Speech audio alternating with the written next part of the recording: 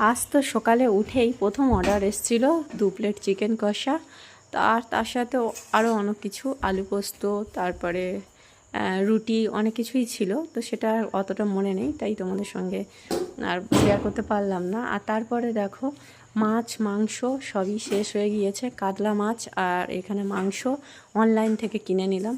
দেখো কলকাতায় এই একটা খুব ভালো সুবিধা, বাড়িতে বসেই কিভাবে বাজার করা যায়। আমাদের তো সবজি, মাছ, মাংস, ডাল, মানে চাল, নুন, তেল সব কিছুই অনলাইন থেকে কেনা হয়। তো দেখো এবার এই কাতলা মাছটা কাটছি। কাতলা মাছটা কেমন দিয়েছে সেটা তোমাদের সঙ্গে শেয়ার করব। আর তোমরা কে কে অনলাইন থেকে মাছ কেনো একটু কমেন্টে আমাকে বলো। তো রেস্টুরেন্ট খোলার পর থেকে বেশিরভাগই এখন মাছ মাংস অনলাইন থেকে কেনা হচ্ছে। মোটামুটি খুব খারাপ দিচ্ছে না, বেশ ভালোই দিচ্ছে। দেখো মাছটা কিন্তু, কাতলা মাছটা একদমই টাটকা, আর পিসগুলো মোটামুটি খুব একটা খারাপ না। এটা তো মাথা, এটা বাড়িতে খেয়ে নেবো মুগ ডাল দিয়ে। আর তারপরে এখানে আছে মাংস। আর এমন একটা সময় মানে মাছ মাংসটা কিনতে হলো, মানে বাজারে যে যাব সেই সময়টুকু নেই। আর তোমাদের দাদাভাই চলে গিয়েছে অফিসে। তো অর্ডার যদি ঢুকে যায় তখন কি করব? রেস্টুরেন্টের জন্য তো সব কিছু সবসময় মানে রেখে দিতে হবে রেডি করে। তাই অল্প অল্প করে মাছ আর মাংস কিনে নিলাম। যদিও এরকম অল্প অল্প করেই সবসময় আমার কিচেনের জন্য কিনি আমি, কারণ আমার ছোটোখাটো একটা রেস্টুরেন্ট। তো সবসময় তো আর মাছ মাংস অর্ডার হয় না। যখন হয় মাছ মাংস হলো, আর যখন না হয় না হয়। তা বেশি দিন রেখে তো আর খাওয়ানো যাবে না কাস্টমারকে। জোর 2 দিনের জন্য রেখে মানে মাছ মাংস কিনি।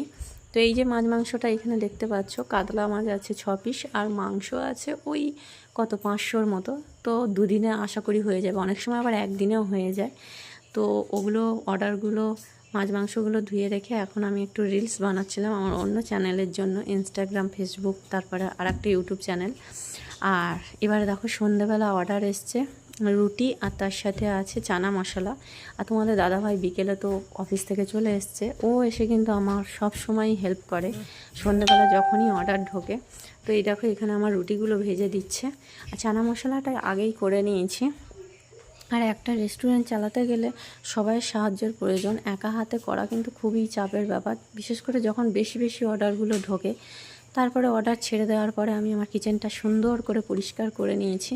কারণ কি, যতবারই অর্ডার ঢোকে, যদি 3-4টে একসঙ্গে ঢোকে তখন আর এত পরিষ্কার করি না। যখন দেখি যে অর্ডার কমপ্লিট হয়ে গিয়েছে, আর কোনো অর্ডার নেই, সঙ্গে সঙ্গে আমি পরিষ্কার করে নিই।